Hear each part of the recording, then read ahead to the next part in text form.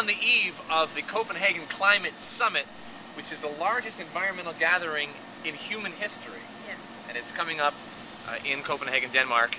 Obama is going to go to the summit. He's announced he's going to go, and the Chinese Prime Minister is going to go. And now, this morning, the Canadian Prime Minister said he's going to go too. He wasn't going to go before, but he's going to go now. Right. So it seems like the story's become about who's going to go. Right. And not so much as what's going to happen or what's going to be resolved. right, exactly. Obama has committed with quotes, something in the neighborhood of 17% cuts of greenhouse gas emissions below the 2005 level, where Right. climate scientists have said we need to go 40% below Right. the 1990 level. We don't start with the strongest bargaining position. My concern is just that we need to be a better example for everyone else in the world, and right now we're being a poor example. It's from us that China believes that this is the correct way to act and develop in society and to get ahead. I think So you're right. And that's, yeah. they did wait a day after Obama signaled his intention to go and what his target was going to be. That's when the Chinese Prime Minister came out and said, here's what we're going to do. What they did was they started talking about carbon intensity. What is carbon intensity? This is some other figure they're inventing that will actually see emissions rise, but some other measure will appear to go down, so it will seem like they're making cuts. It's just cheating. It's just a way of cheating it. The president told us that when he was, the time of his inauguration, I think, he mentioned that science is back. But instead of what Obama seems to be bringing to the table is this much, much weaker, politically generated figure. The word is that this could be the most important global summit ever. Yeah. This is an enormous... Make or break. We've got to act now. And there's really only time will tell as to the outcome of the summit and the doom of the world.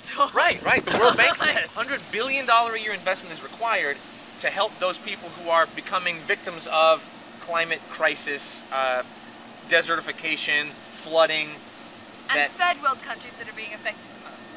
Right, exactly. So that's $100 billion a year by itself. And then, in addition to that, the United Nations says, in order to help those developing countries leapfrog over dirty energy like coal, is going to be a $500 to $600 billion a year investment.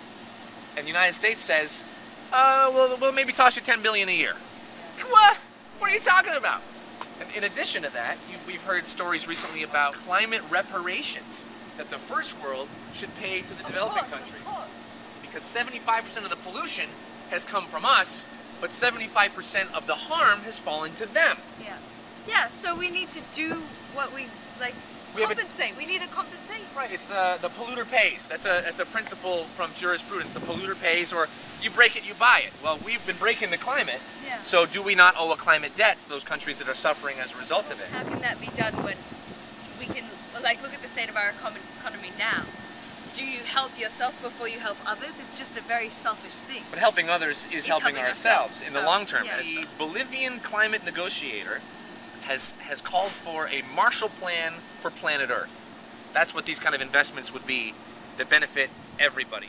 If we really put our energy into greening the economy and remaking the way we handle energy, it would create millions of jobs. It would raise the living standards in the least developed countries by appreciable margins. It's kind of nice. It's like the Bolivian government is kind of the front runner in this new way. I think it's great, and it's more like we're all working together, at this summit. I just want to see more unity in the world, and I think this is we're at such a crisis where we have to band together, and I hope that we really do as a world. I agree with you that unity is the goal, and how do we get there if we've got Bolivia calling for this Marshall Plan for planet Earth, and we've got the Chinese talking about reducing carbon intensity, and you've got Obama talking about in the neighborhood of 15% off 2005 levels. These are three different conversations. Yeah. How do we draw them together? How to communicate the urgency? Hopefully, we have to make green energy and clean energy more of a priority,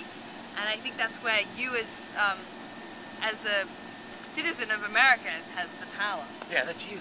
That's you guys. And you. Yeah. And us too.